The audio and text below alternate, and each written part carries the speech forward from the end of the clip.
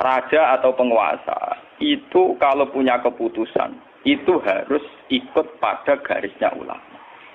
Nah, kalau bolak-balik matur. Sekarang yang merupakan garis ulama dalam konteks bernegara itu apa? Ini kalau ngomong sensitif ya. Yang kaitannya ulama dengan negara dalam konteks negara yang kayak Bhinneka Tunggal Ika itu apa? Itu pancen repot. Misalnya begini. Kita punya Ambon, punya Maluku, kita punya NTT. Ketika dipaksakan dulu piagam Jakarta yang memaksakan syariat Islam, tentu mereka akan menantang keluar dari Indonesia, NTT dan Ambon, Irian Jaya misalnya. Yang kayak begitu itu tidak fatwanya ulama, itu sudah masalah bernegara. Nah, kalau nanti tanggal kiai cara jenengan sebut ikus, misalnya Indonesia memaksakan penerapan syariat Islam. Syariat Islam yang mana?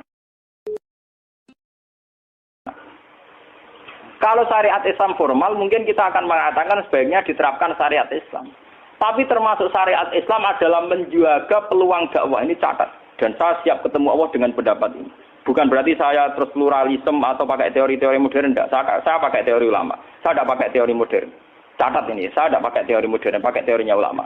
Termasuk syariat adalah menjaga peluang dakwah. Bayangkan kalau dipaksakan syariat Islam kemudian NTT keluar dari Indonesia Ambon. Kemungkinan kita dakwah di Ambon malah tidak ada. Juga kemungkinan Islamisasi di NTT malah tidak ada karena sudah keluar dari Indonesia. Paham ya? Mulai dulu wali songo ambek maling ya apik. Ambek tukang zina ya apik. Ambek tukang gaduh ya apik. Itu bukan berarti mereka tidak bisa bedakan hak dan batil.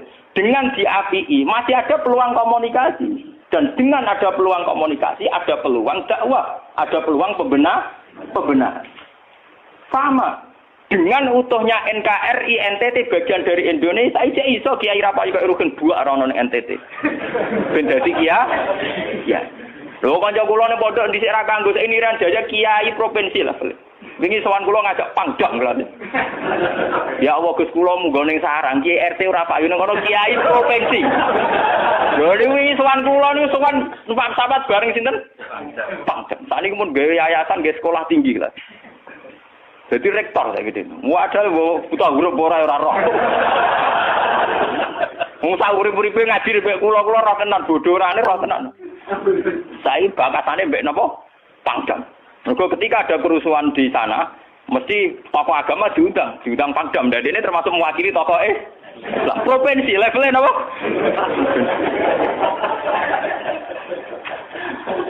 Artinya logika sehat kita, kalau kita memaksakan syariat Islam formal malah NTT lepas, itu kan berarti tidak ada kesempatan dakwah. Toh dengan tidak lepas, toh kita bukan berarti tidak ingin dakwah, kan tetap ingin apa? Mane bojo ngecewakno lae aja pegat. Nek ra mbok pegat ana kesempatan dandani, nek kena wong ra iso.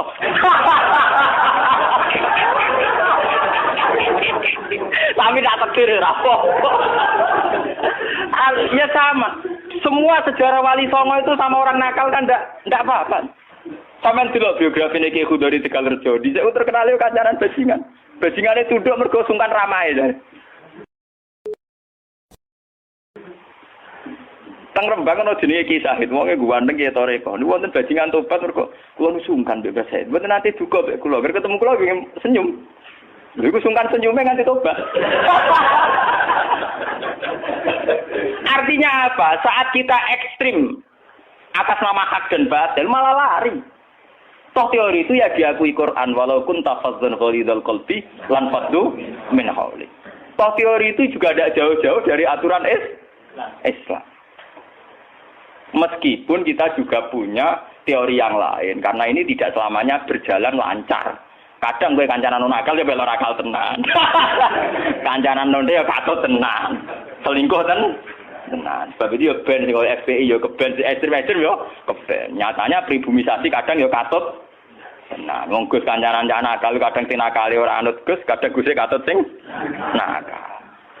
Malah jadi rocker. Dari sisi pertama dakwah dibeli Gus sing melok nyanyi. Ora kok sing grup band melok wiridan malah. Artinya kan metode apapun kan enggak semuanya jalan lancar, tapi kita atas nama manhaj, metode, kita seluas mungkin punya wacana nggih, terus kita punya banyak pilihan. Ini disebut ikhtilaful a'immah tetap nomor rahmah.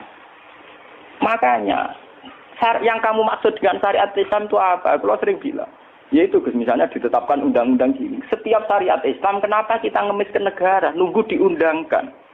Kapan kita mandiri sebagai ulama kalau setiap syariat Islam nunggu diundang? Sebelum diundangkan negara, kita sama ulama selalu dakwah ilallah. Misalnya sebelum ada badan narkoba, urip-uripe kiai mesti anti narkoba. Sebelum ada undang-undang misalnya tentang kawin, perkawinan, urip-uripe kiai nak kawin mesti goleki wali. Nah ana tanggane kawin digoleki syahid, goleki napa? Wali.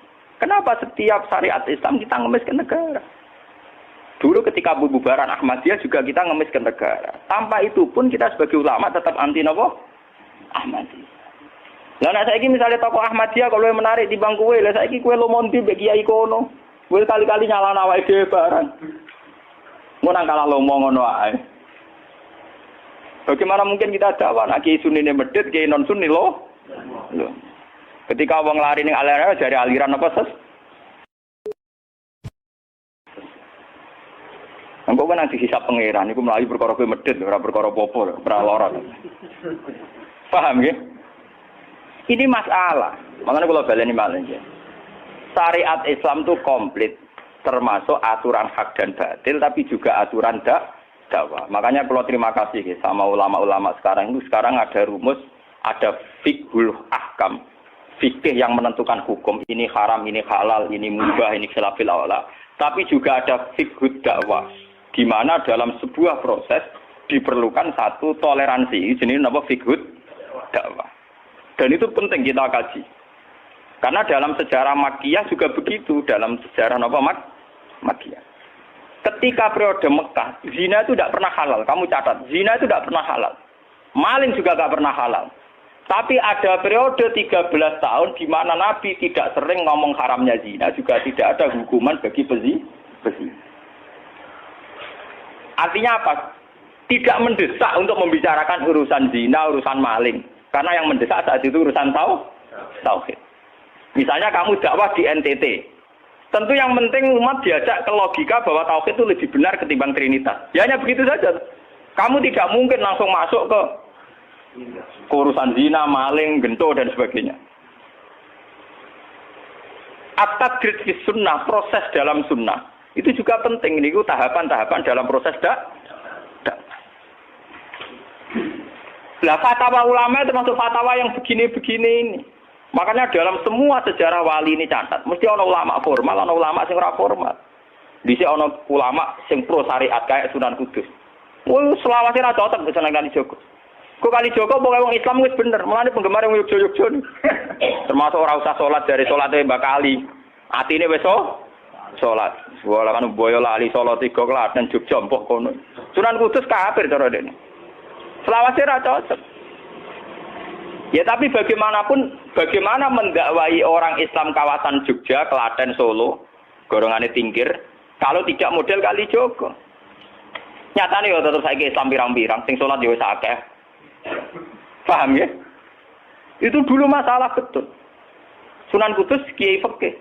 Bahkan kula untuk cerita nggih dari lisan ke lisan dari para kiai. Sunan Kalijaga selawase tukaran terus mbek Sunan Ainul Yakin. Ke sisi tok ape gawe dakwah nganggo macan tengul, napa jenenge? Wayang napa? Tengul. Wayang tengul lak bentuke fisik wong, koyo patung. Haram.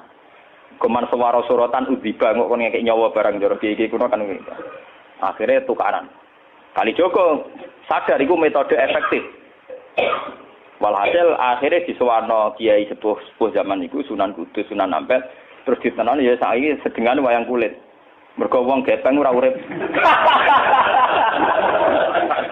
Ya tetep ana wayang tapi kulit.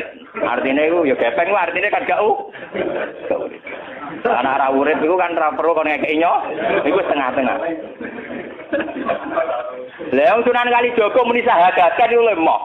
Munine sekaten. Muni kalimat syahadat lho moh, muni kalimat sodo. Saking jawanisasi napa Bae dene yakin putih ku sunat ya nganggone ireng terus. Kabeh foto wali songo putih kecuali Kalijaga. Dari dari Kabi Onton apa? Kusumo. Yang tangga kula, bapak kula Tuban kali Jogong Tuban. Wong kula nate diburu tiang-tiang gara-gara terkenale bapak kula di warisan Kabi Onton Kusumo. Saiki warise kula nu tamune kathah. Golek kabine sinten Sunan. Zaman kula enak mun tak dol lah ngopi ya.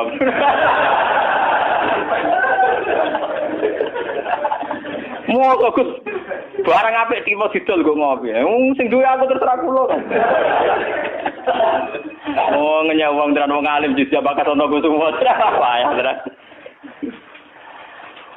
Mulai dulu Abu Yazid Al-Bustami juga begitu. Mesti ada ulama yang di kampung-kampung. Sama tak ceritani ya, biar ulama syariat tidak terlalu ekstrim. Zaman Sayyidina Umar jadi khalifah. Khalifah resmi yang ditunjuk para sahabat. Dan saat itu belum banyak konflik. Ya, belum banyak apa. Itu Sayyidina Umar mendapat amanah dari Rasulullah sallallahu alaihi wasallam. Umar, saya punya umat. Dia adalah orang terbaik di zamannya. Ya, saya punya umat, dia adalah orang terbaik di zamannya. Namanya Uwais Al-Qarni. Kalau kamu ketemu dia, salamku untuknya. Dan kamu harus minta doa supaya husnul khotimah. Terus dari Umar, pakai Fabi. Pulau ngertosis pundi. Dekne udah penyakit baros. Fa'adhabahu wa ila maudi ad-dirham. Walhasil ning gone Katifil Aisar ada bekas penyakit baros tinggal sak napa? Sak koin nggih, cara sakniki napa? Sak koin. Ini kula cerita. Dia punya ibu sendiri hidup di kampung Angon Wedhus. Walhasil Umar tiap ana tamu ya diblodori. Paham ya, anggar sing raine mirip-mirip ngono. Nah ora kutil kan maksudnya iku. Ora mau diatur. Mboten iki kula cerita, ben sampean ngerti. Walhasil akhirnya suatu saat itu rombongan Uwais Al-Qarni dari Qurun Al-Qarni. Niku sowan Sayyidina Umar. Ketika ketemu sesuai sifat itu, Sayyidina Umar nangis di dunia. Uwais Al-Qarni mboten purun. Walhasil akhirnya yang memerintahkan ini Rasulullah. Uwais Al-Qarni purun nangis terus ditunang. Lalu sing antik apa? Sayyidina Umar tanya, "Ya Uwais, saya ingin waktu supaya kamu mau ketemu saya." "Ndak ya Umar, ini harus pertemuan terakhir. Ini harus pertemuan apa? Terakhir." Walhasil semenjak itu tidak ketemu lagi sama Umar. Artinya apa? Dan itu saya yakin, sama ndak usah anut kula, keduren anut makom kula. Dan resiko sama mesti rawani. Artinya begini. Ketika orang dengan izzatil Islam, ini catat betul. Misalnya wong dadi kiai gede, kados kiai kula misalnya Kiai Memun, kados Hasyim Muzadi, kados Gus Dur, kayak kiai besar.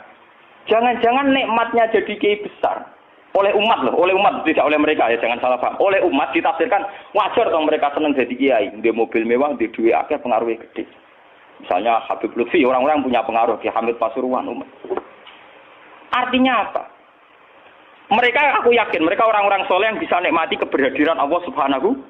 Tapi umat tetap membaca mereka, bagaimanapun ada fasilitas. Umar sebagai khalifah punya pengaruh, punya uang, punya otoritas. Bagaimana dengan fakta bahwa Islam juga mengajarkan orang hanya nyaman hanya satu, dengan Allah, dengan kebenaran. Tapi dengan percontohan orang-orang kayak Uwais Al-Qarni, maka Islam utuh. Ada penjaga syariat kayak Sayyidina Umar, Habib Lutfi, Kiai Memun, Kiai Hamid Pasuruan. Orang-orang jadi sentral, cara teori sosial jadi mercusuar. Tapi ada orang-orang yang menunjukkan bahwa dia bisa bahagia aja dengan kebenaran. Paham ya? Akhirnya umat kan enak. Lho kados kula nu ngrasakno tenan. Kula nu nganti saiki rong tau jeneng imam masjid. Padahal imam itu sungkan. Kula nggih mboten nate pidato. Kula nggih iso ya sing pasar be anak kula dhewean mboten ngajak pengawal. Saya tunjukkan kepada umat bahwa ajaran Islam yang sebenar yang bisa membahagiakan adalah senang pangeran titik. Dan kewajiban dasar dalam Islam wong kon rumah anak. Soal pengaruh aku, saya ngomong ini jujur loh. Saya punya pengaruh kalau ngaji saya banyak. Tapi saya tahu betul yang kewajiban pada saya, yang hakiki hanyalah saya pada anak saya. Awaladin soleh. Kau nona kasus bakat santri. Rabbi habli miladunka dzurriatan thayyibah. Ora ono tulaban. Ora ono ning Quran hadis bakat santri. Ketok tangan pun ono. Paham ya? Artinya apa? Kalau santri-santri punya cita-cita kayak kiainya, mati dungo, itu kan terbayang kiai yang mulya, kiai yang dapat suanan banyak, kiai yang dicucupi wong akeh. Itu bahaya sekali, kok nak mulai rada di ngono mutung. Perempal-perempul. Aku ngalim lah ora ana kiai, ora dadi kiai. Loh, untuk jadi kiai itu kan gampang. Orang nikmati sholat, nikmati ibadah, nikmati kebenaran, wis hakikate kiai, paham ya? Malah dekne gento, nak nyaratno enake ngenteni mul. Kula nganti saniki, bayangno saniki, umpama sampean saiki kuwabe lho ora seneng kula. Kula nek ndak ada masalah. Kula kok krungu kabar, saniki sing seneng jenengane bubar kabeh. Sami sekolah garroh kula mboten susah. Hakon lho. Hakon, wah mboten susah. Karena saya harus melatih diri bahwa kebenaran Islam, wes alkoni mau tukang angon wedhus ke rumah ibu. Agar iso dagangan ning pasar nak badi di rumah ibu. Tapi dengan begini dia walinya setingkat Sayyidina Umar. Karena apa? Itu tadi menjadi percontohan bahwa untuk menjadi hamba yang baik tidak perlu semegah Umar, tidak harus semahal Umar. Sama tidak usah niru ya, masalah itu Isra Mulya loh, artinya ya sudah. Tidak usah niru, ini hanya pelajaran saja. Tapi nak kula tak tiru tenan, artinya tak tiru, biar hidup saya itu murah.